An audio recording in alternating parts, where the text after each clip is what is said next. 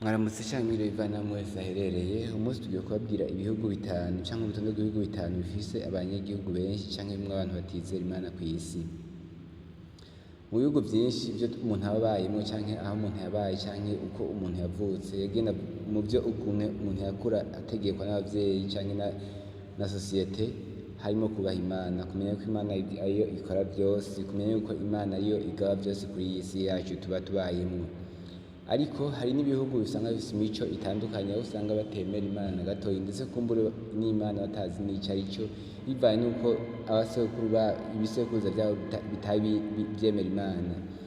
Ushobora kubona igihugu ubayemwo usenga ukibaza ati mbega hari ibihugu vyoba birimwo abantu batizera Imana? Biriho cane. Umunsi nagutegura ibihugu 10 birimwo abantu batizera Imana. Ico ndagusaba ni ugukora subscribe canke s'abonner kugira ngo dukurikirane. Nimba warikoze nabishiko je mpayiteze ndetse na commentaire. Ivyo bihugu bitanu birimwo abantu batizera Imana ni bwa mbere na mbere n'igihugu c'Ubushinwa. Igihugu c'Ubushinwa nico gihugu gifise abanyagihugu benshi kw'isi, kuko abanyagihugu b'Ubushinwa barenga miliyaridi n'igice.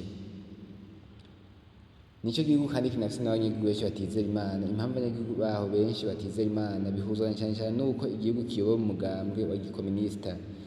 Mu mwaka w'1949 nibwo Mao Zedong, umukuru w'igihugu c'Ubushinwa, n'umugambwe wiwe wa Chinese Communist Party bageze ku butegetsi bashaka gukuraho ibintu vyose vyerekeranye canke bijanye n'idini. Kuva ico gihe ikigo ca Gallup kigaragaza ko hagati ya ibice 40% na 49.9% batizera Imana. Abandi bashinwa bakaba bajana n'ivyiyumviro vya Confucianisme canke Confucius, aho bizera umuntu canke bizera igisekuru cabo. Igihugu ca kabiri gifise abantu benshi batizera Imana n'Ubuyapani. Ubuyapani bwo buri ku mwanya wa kabiri w'ibihugu bifise abantu benshi batizera Imana, aho bari ku rugero rwa 30% na 40%. Murumva ko ari abantu benshi cane. Muri iki gihugu abantu ibice 8% bagendera ku mugenzo wa Shintoism, aho bizera ko ikintu cyose cifisemwo ubumana ndetse n'ubutagatifu muri co. Ibi vya Shintoism bituma bamwe bavuga ko ari idini, ariko Abayapani bavuga ko Imana ari nyinshi kandi zikaba zibahirizwa muri buri kintu cyose kibaho kw'isi. Igihugu ca gatatu kirimwo abantu batizera Imana ni igihugu ca Republique Czech. Republique Czech ni igihugu gisanzwe kiri ku mugabane wa Buraya. Iki nico gihugu co ku mugabane wa Buraya kirimwo abantu benshi batizera Imana, aho bangana n'ibice 30 canke 39%.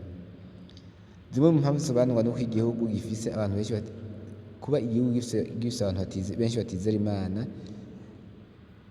kandi Buraya hamwe abizera Imana benshi, nuko mu binjana vyahise ubwo ubwami bwa Autriche bwari bwakolonije iki gihugu, kandi ubwami bwa gikirisu. Ubwami bwa Autriche bwari bwa gikirisu. Kuva ico gihe abanyagihugu muri Republique Czech baciye batangura kubona ko idini ari nk'igikoresho c'abakoroni, bica bituma canke abakoroni canke abafata canke abaja, bica bituma baheba ivy'amadini. Indi siguro itangwa nuko mu nyuma iki gihugu cagiye mu minwe y'ubumwe bw'Abasoviete, ico bita Union des Républiques Socialistes Soviétiques, aho muri ubwo bumwe bwa URSS kwizera Imana vyasa nk'ikizira. Ibi vyatumye abanya-Czech Republic bitandukanya n'ibintu vy'amadini. Igihugu ca kane kirimwo abantu benshi batizera Imana ni igihugu gishobora kubuzi, ni igihugu gikunze kuvugwa, ni igihugu gikunze kuvugwa cane, igihugu gikunze kuvugwa cane ku bintu bijanye n'ibintu bijanye haba gufatanya na Bibiliya ushobora guca upfungwa, canke aho bumvise uvuze ikintu c'Imana ushobora guhanwa kandi bimwe vy'akarorero. Ni igihugu gisanzwe kivuga ko vyinshi, ni igihugu gisanzwe kivuga ko vyinshi cane mbere ushobora kubona vyumvise. Ni igihugu ca Korea y'Amajaruguru canke Korea du Nord canke North Korea. Iki gihugu ca Korea y'Amajaruguru kibayeho mu buryo bw'amayobera, kuko kuronka amakuru y'imbere mu gihugu bigoye cane, ari naco kiri mu bihugu bifise abanyagihugu batizera Imana. Muri iki gihugu ca Korea y'Amajaruguru canke Korea du Nord canke North Korea, kuko ubona Bibiliya vyonyene bifatwa nk'icyaha gikomeye, mbere bikaba vyonatuma upfungwa. Habarizwa imigenzo yiswe Juche, ikaba ijanye n'amategeko ya gikoministe hamwe n'imigenzo ya Kim Il Sung yasanzwe yashinze Korea y'Amajyaruguru. Ku rundi ruhande hari imyizerere ya shamanisme na shandoisme. Iyi ikaba ari imyizerere ijyana n'imana nyinshi n'imico yo muri icyo gihugu. Igihugu cya Korea y'Amajyaruguru ni igihugu kirimo ibintu byinshi biyobeye, aho ndetse no kumenya ibintu byinshi byo muri Korea usanga bigoye, kuko baranyegaza ibintu byabo ku rugero rwo hejuru. Nk'ibwabo z'abaradiyo, z'abateleviziyo zose, hariho televiziyo y'igihugu imwe, zaba za internet, nta bintu byinshi biba bihari. No kumenya amakuru aba muri Korea y'Amajyaruguru biba bigoye cyane. Niyo mpamvu biri mu bihugu byinshi, mu bihugu bitizera Imana.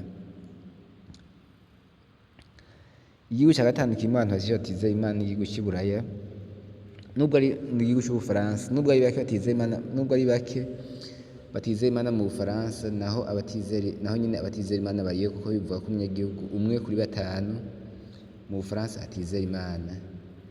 Impamvu itangwa na benshi ngo ni uko leta yagiye iragabanya buhoro buhoro ubushobozi cyangwa ububasha bw'amadini muri politiki y'Ubufaransa. Muri revolution cyangwa impinduramatwara y'abami 1889 nibwo Kiliziya Gatolika yari ifise ububasha bwagabanijwe, bituma abanyagihugu benshi batangura kutita ku bintu by'amadini. Nubwo ibi ari byo bintu byaje imbere, hari n'ibindi ibihugu byaje imbere. Hariho n'ibindi bihugu nka Australia na Iceland, nabyo abanyagihugu bari hagati y'ibice 19 batizera Imana. Iki kigero kiri hasi no mu Bufaransa. Ubwo ubushakashatsi bwakorwa n'abantu babagijwe impamvu batizera Imana, batangaje ko ibintu by'Imana atabyumviro babifise koko, kandi kuba Imana yo biriho cyangwa itariho atacyo baba biziko. Ikindi ubushakashatsi nuko ibihugu by'u Buraya no muri Amerika y'Amajyaruguru ndetse na Afurika hari abantu benshi bizera Imana. Ubushakashatsi bwerekana ko uko byagenda kose abizera Imana bazoguma biyongera, kandi bazoguma ari benshi uko imyaka igenda ijya imbere. Muri ibihugu bitanu birimo abantu benshi batizera Imana, nta gihugu cyo muri Afurika na kimwe kirimwo. Ku mugabane wa Buraya cyangwa ku mugabane wa Europe harimo ibihugu bibiri, ariyo Repubulika Czech n'Ubufaransa. Ibihugu vya Aziya nivyo benshi bigwiriyemwo abantu benshi batizera Imana, harimwo Ubushinwa, Ubuyapani ndetse na Korea du Nord cyangwa North Korea. Mwakoze kuno mwatwumvirije. Mbega woba wari uzi urutonde rw'ibihugu bigwiriyemwo abantu benshi batizera Imana?